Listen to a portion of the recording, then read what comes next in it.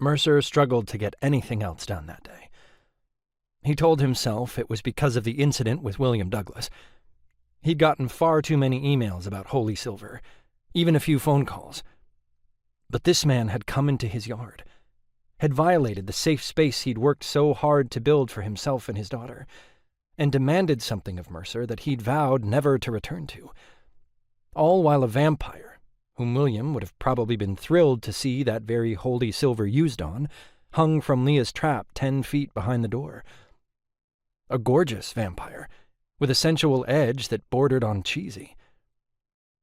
There had been a reason Mercer had swiped right when he'd first seen Rahil's profile.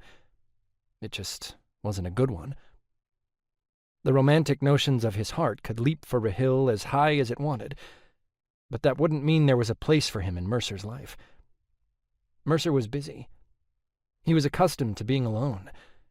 He had enough interpersonal trouble with Lydia's sudden attitudes and disinterest in him.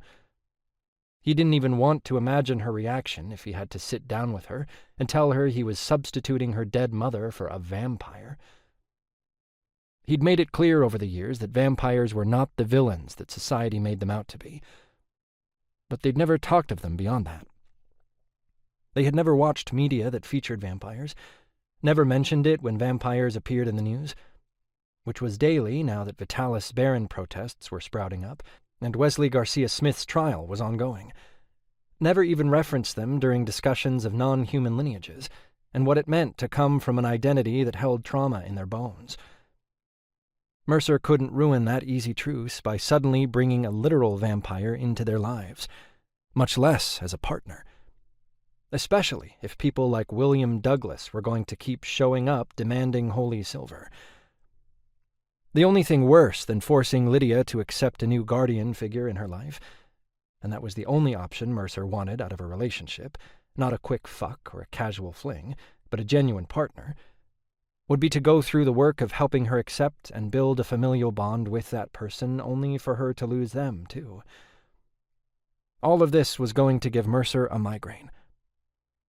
He wandered around the shed, making tweaks to one piece and notes for another, too distracted to truly get anywhere as the sun sank lower and the shadows shifted across the wall. Finally, he ended up back inside, downing another 2 glasses of water and a granola bar, then popping an NSAID in the hopes that if something was building in his head, it might kick the incoming storm down a notch.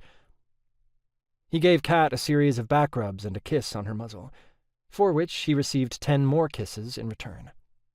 Then sent a check-in text to Lydia. He was grateful to see an immediate response come through, even if it included a rolling eyes emoji and so much sass it could have killed a less stable parent.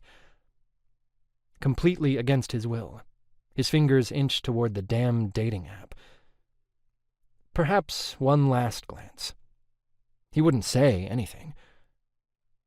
Mercer nearly dropped the phone as his doorbell rang.